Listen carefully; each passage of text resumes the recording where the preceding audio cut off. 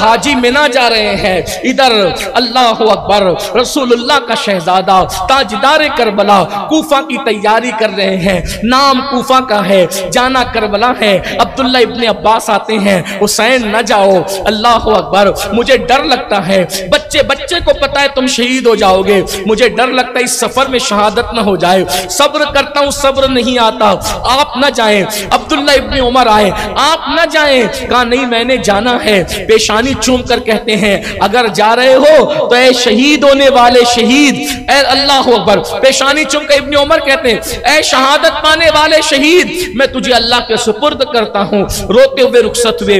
ابن زبیر کہتے ہیں نہ جاؤ، اللہ اکبر، سب کہتے ہیں۔ بالآخر جب پتہ چلا حضرت عبداللہ ابن جعفر طیار کو کہ امام نکل چکے ہیں مکہ المکرمہ سے، تو آپ جلدی جلدی آئے، آپ کے بہن بھائی بھی تھے، چچا زاد بھائی بھی تھے، آئے اور آنے کے بعد کہا حسین واپس چلو، تو امام نے ان کو کہا میں واپس نہیں جاؤں گا۔ لوگ اس پہ بھی شور کرتے ہیں، سب نے سمجھایا، بڑے ضدی تھے، استغفر اللہ معاذ اللہ، لوگوں کو کیا پتا یہ ضدی پن نہیں ہے، یہ ذمہ داریوں کا احساس ہے جو آپ نے سب کو نہیں بتایا، اپنے بھائی عبداللہ ابن جعفر طیار کو بتایا۔ فرمایا نانا جان نے مجھے خواب میں کہا خواب کیا ہے؟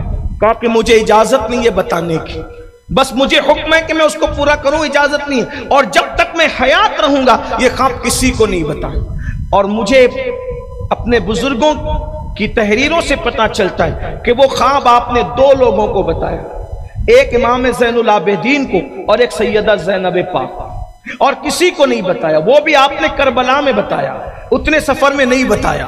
اللہ اکبر، امام علی مقام ذی الحجہ کی 8 تاریخ کو نکلے اور منزل بمنزل تقریباً 11 یا 14 منزلیں طے کرتے ہوئے محرم کی 2 تاریخ کو امام علی مقام 61 ہجری محرم کی 2 تاریخ کو کربلا پہنچے۔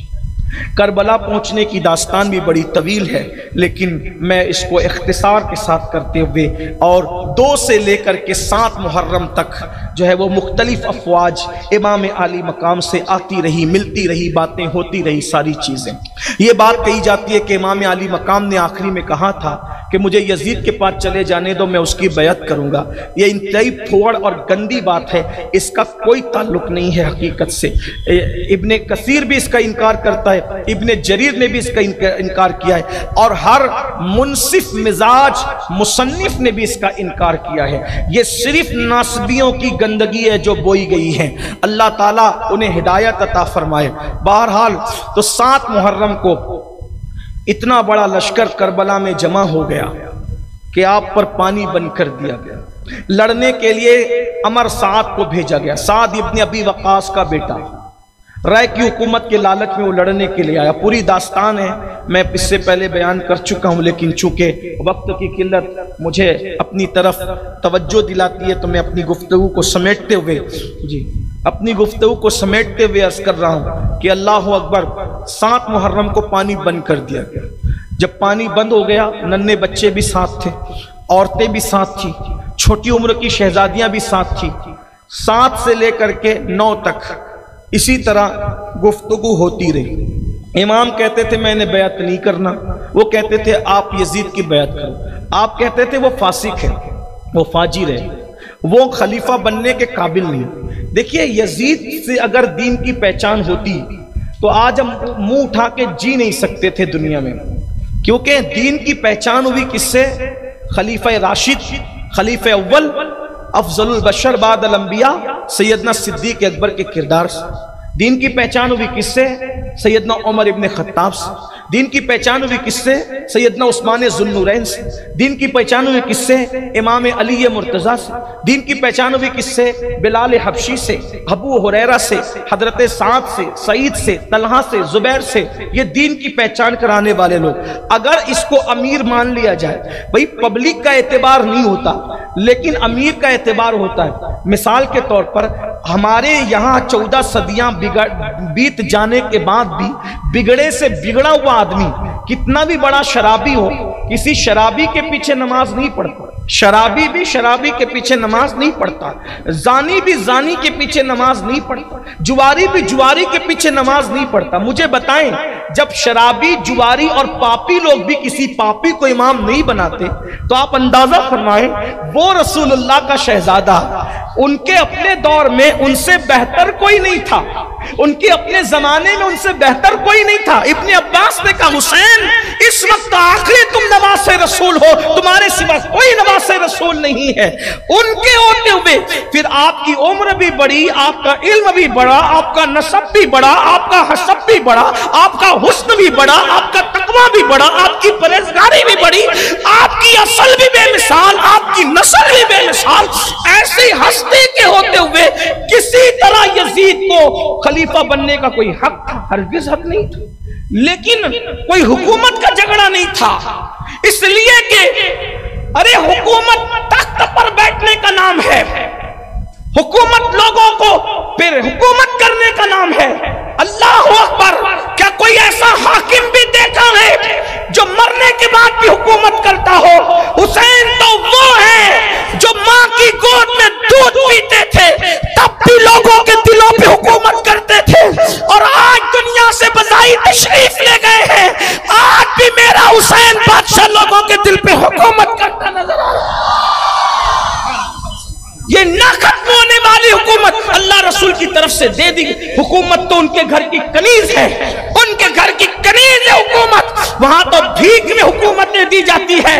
یہ محمود غزنوی ہو یا کوئی بادشاہ ہو، یہ جوتیاں بردار ہے اس خاندان ذی وقار کے۔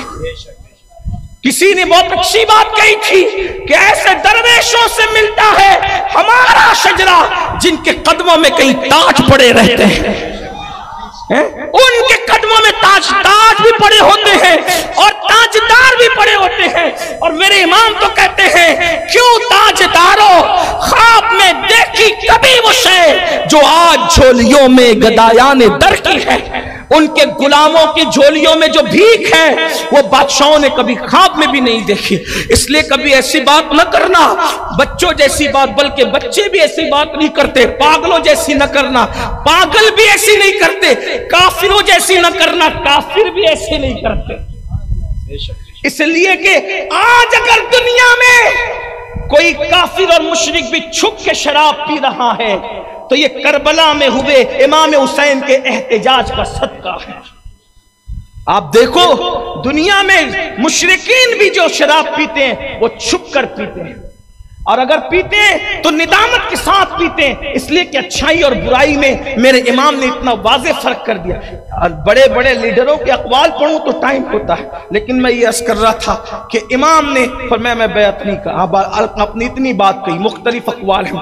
ایک بات یہ کہی، یہ اس کو حتمی نہیں کہتے، اس کو کہتے ہیں کہ دشمن کے ساتھ ایسی بات کرنا کہ سارا ذمہ اسی کے سر جائے اور ہم کلیئر ہو جائے۔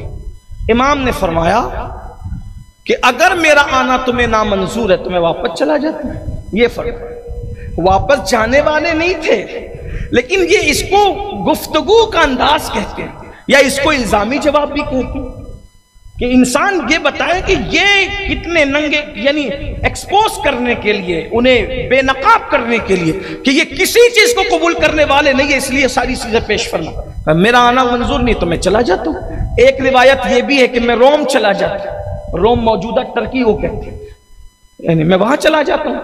ایک روایت یہ بھی کہ میں ہندوستان چلا جاتا ہوں، وہاں جاتا ہوں، یہ بھی فرمایا۔ یہ باتیں آپ نے فرمائی، یا پھر ایک بات یہ بھی فرمائی کہ میں جنگلوں اور صحراؤں میں چلا جاتا تاکہ میں حالات دیکھوں کہ دو کیا کرتے ہیں۔ کچھ نہیں مانا ان لوگوں نے، ظالموں نے یہ کہا بیعت کریں یزید کی، کہا میں بیعت تو نہیں کروں کیونکہ میرے جیسا آدمی یزید کی بیعت نہیں کر سکتا۔ بالآخر شمر ذیل جوشن نام کا یہ بندہ تھا، اس نے ابن زیاد کو برگلایا کہ وہ تو بیٹھے بیٹھے ابن سعد تو باتیں کرتے رہتا ہے حسین سے اور جنگ نہیں کرنا چاہتا۔ تو شمر جو تھا اس کو کہا کہ کام کر تو جا، اور اب جنگ وہ نہیں کرتا تو تو کر۔ جیسے شمر کربلا میں آیا، امام کی پہلی نظر پڑی تو فرمایا اللہ اور اس کا رسول سچا ہے۔ تو لوگوں نے پوچھا آپ نے یہ بات کیوں؟ فرمایا کہا کہ میرے نانا نے مجھ سے کہا تھا کہ میں خواب دیکھتا ہوں کہ ایک کوڑی جس کو سفید داغ، ایک کوڑی چکورا کتا میرے خون میں منہ ڈبو رہا ہے، یہ وہی ہے۔ اس سے پتہ چلتا ہے کہ قاتل امام حسین شمر ہے، کیونکہ حضور علیہ السلام نے اس پر امام نے فرمایا کہ حضور نے اس کے بارے میں مجھے خبر دیکھیے آقا نے قاتل بھی بتا دیا تھا کہ یہ سفید داغی کوڑی کتا، اور حضور نے فرمایا کتا فرمایا اس کو، اللہ اکبر، یعنی اس کو کتے کی شکل میں اللہ نے رسول اللہ کو خواب میں دکھایا، حضور نے خواب میں اس کو کتے کی شکل میں دیکھا اور فرمایا کہ یہ چتکبرا کتا میری آل کے خون میں منہ ڈبوتا ہے، ہائے ہائے اللہ اکبر، اللہ کی پناہ۔ پھر اس کا کوئی رشتہ تھا حضرت سیدہ ام البنین سے، یہ ام البنین جو تھی یہ بنو کلب کی ایک خاتون ہے جن کا نام خود بھی فاطمہ ہے، اور یہ مولا علی کی بیوی ہے، بڑے بہادر گھرانے کی خاتون ہے۔ تو شمر کا کوئی رشتہ بہت دور کا وہاں سے ملتا تھا، تو اس نے حضرت عباس ابن علی، اسی طرح عبداللہ ابن علی، اسی طرح جعفر ابن علی، محمد ابن علی، یہ شہزادوں کو آواز لگائی اور کہا ام البنین کے جتنے بچے ہیں ہم تمہیں امان دیتے۔ حضرت غازی عباس نے کہا تجھ پہ بھی لعنت اور تیری امان پہ بھی لعنت، رسول اللہ کے نواسوں کو قتل کرے گا اور ہمیں بچائے گا، ہم اس زندگی پہ لعنت کرتے ہیں جو آل رسول کی بے وفائی کے ساتھ ہو، ہمیں کوئی تیری امان نہیں چاہیے، اپنی امان اپنے پاس رکھ۔